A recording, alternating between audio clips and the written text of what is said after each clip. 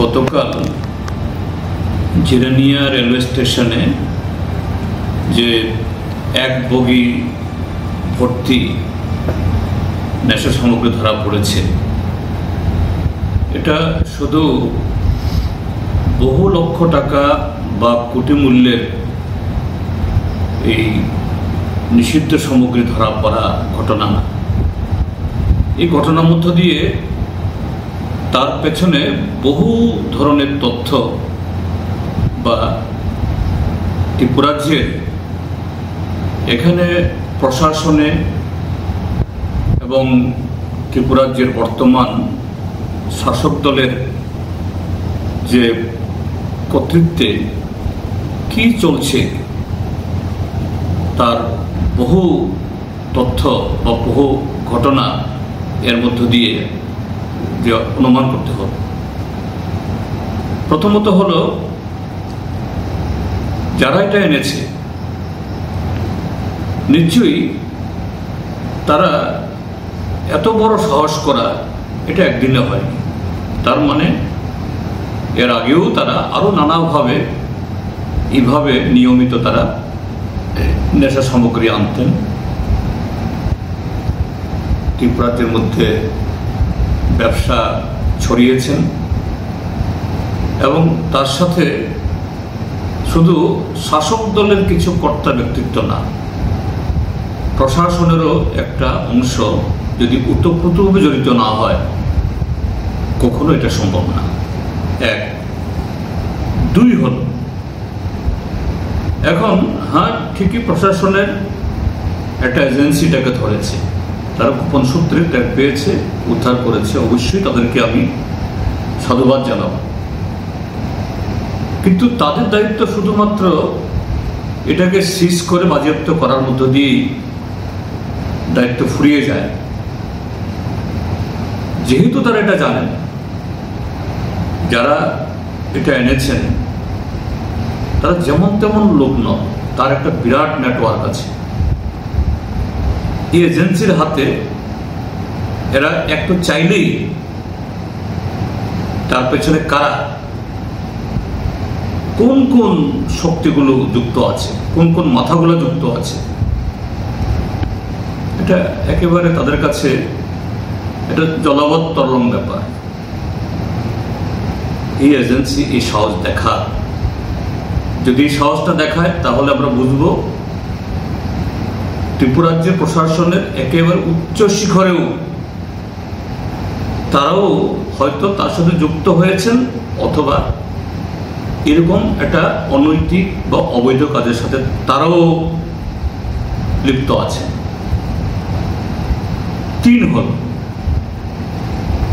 এটা এখন পরিষ্কার ত্রিপুরাজ্যের যারা পলিটিক্যাল এক্সিকিউটিভ, রাজনৈতিক যে কর্তৃপক্ষ বা কর্তৃত্ব, তাদের অগোচরে এগুলি ঘটছে না। এটা ত্রিপুরাজ্যের মানুষ সবাই জানে, যেভাবে গাঁজার চাষ বাড়ছে, পাচার বাড়ছে, ব্যবহার হচ্ছে, এটা ত্রিপুরাজ্যের বর্তমান শাসক দলের একটা পলিটিক্যাল প্রজেক্ট। আরএসএস যেমন বলে, তারা ধর্ম ধর্ম বললেও এরা ধর্মীয় সংগঠন না।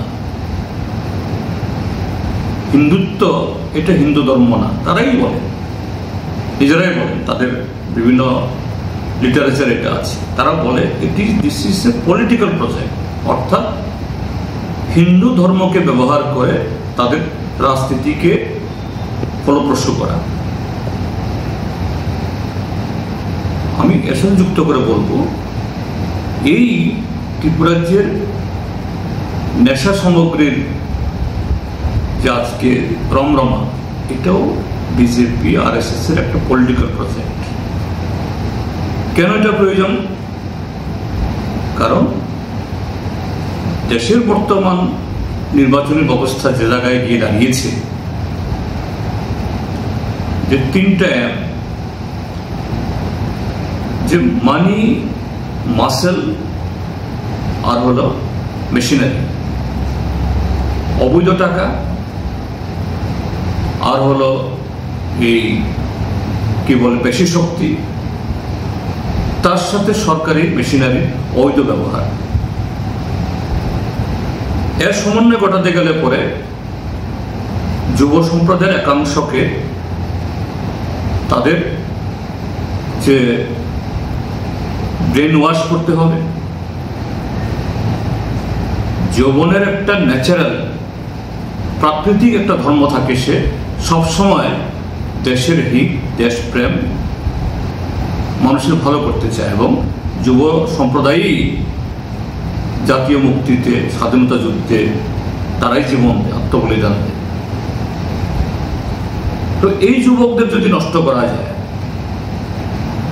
তাদের চরিত্র যদি ধ্বংস করা যায়, তাহলে কেল্লা ফতে আরএসএস, বিজেপি এইভাবেই দেশের যুব সমাজের মগজকে ধ্বংস করতে চাইছে। এই ত্রিপুরা রাজ্যের মধ্যে তো এটা চরম পর্যায়ে পৌঁছেছে। তো আমি দাবি করব যে রাজ্য প্রশাসন অবিলম্বে কার সূত্রে এগুলো এসছে, এবং শুধু এটা নয়, আরো নানাভাবে তারা আছে, এগুলো বের করো, কুশলব্ধ চিহ্নিত করো, এবং উপযুক্ত আইনে তাদের ধরার ব্যবস্থা করো, যাতে এই মারাত্মক সর্বগ্রাসী এই যে নেশার স্রোত থেকে ত্রিপুরাকে বাঁচিয়ে আমাদের ত্রিপুরাজ্য সামনের ত্রিপুরাকে আমরা রক্ষা করতে পারি। আর ত্রিপুরাজ্যের জনগণের কাছে আমার আহ্বান, মুখ খুলুন। আর কত ঘরে বসে বসে মনে মনে যারা এর পেছনে, এদের বিরুদ্ধে কথা বলে সময় কাটাবেন? এভাবে তো অবস্থার পরিবর্তন ঘটবে না। মুখ খুলতে হবে, বেরোতে হবে। তাহলেই যে অল্প কজন লোকের জন্য আজকে ত্রিপুরাটা ধ্বংস হচ্ছে, তাদেরকে বিরত করার মধ্য দিয়ে আমাদের এই সুন্দর সমৃদ্ধ ত্রিপুরা আবার